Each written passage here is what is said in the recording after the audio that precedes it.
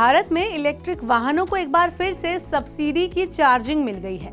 भारत में इलेक्ट्रिक 2 पहिया और 3 पहिया वाहनों के लिए बेहद महत्वपूर्ण मानी गई फेम 2 सब्सिडी इसी महीने यानी मार्च 2024 में खत्म होने जा रही है।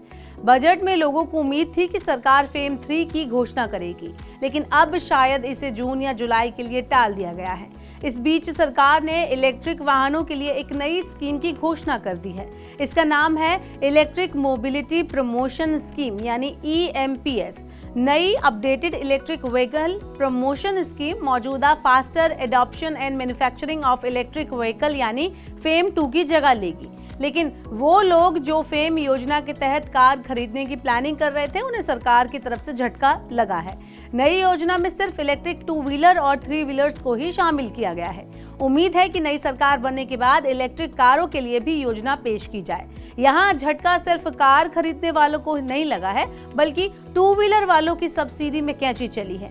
इलेक्ट्रिक 2 व्हीलर्स पर अब 10,000 रुपए की सब्सिडी ही मिलेगी, जबकि फेम 2 योजना में 22,500 रुपए की सब्सिडी मिलती थी, यानी सब्सिडी की रकम घटकर आधी हो गई है।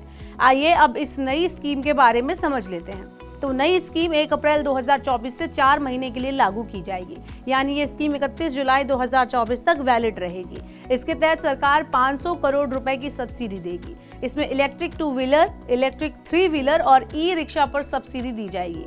यहाँ सब्सिडी की बात कर लें तो नई योजना में वाहनों को प्रति किलोवाट 5,000 रुपए की सब्सिडी मिलेगी। इलेक्ट्रिक 2 व्हीलर के लिए अधिकतम सब्सिडी 10,000 रुपए है, वहीं इलेक्ट्रिक 3 व्हीलर और ई-रिक्शा के लिए सब्सिडी 25,000 रुपए है और ज्यादा बैटरी क्षमता वाले इलेक्ट्रिक 3 व्हीलर्स के लिए 50,000 रुपए निर्धारित किए गए हैं। अब यहाँ फेम स्कीम की भी बात कर लेते हैं। तो इलेक्ट्रिक वाहनों को बढ़ावा देने के मकसद से केंद्र सरकार ने 2019 में फेम योजना शुरू की थी। इसके तहत इलेक्ट्रिक वाहनों को बढ़ावा देने के लिए इन पर सब्सिडी दी जाती है।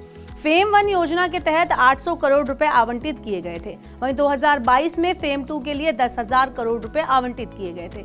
इसके बाद 20 फरवरी 2024 को इसे फेम 2 के लिए फाइनेंशियल आउटले को 1500 करोड़ रुपए से बढ़ाकर 11,500 करोड़ रुपए कर दिया गया था। फेम 2 में अब तक लगभग 12 लाख 2 व्हीलर, 1,41,000 3 व्हीलर और 16,991 4 व्हीलर्स की बिक्री पर सब्सिडी दी जा चुकी है। फेम 2 योजना के तहत 5,829 करोड़ रुपए से ज्यादा की सब्सिडी दी गई। सरकार पहले ही कह चुकी है कि फेम 2 स्कीम के तहत दी जाने वाली सब्सिडी 31 मार्च 2024 तक यहाँ फंड अवेलेबल होने तक दी जाएगी।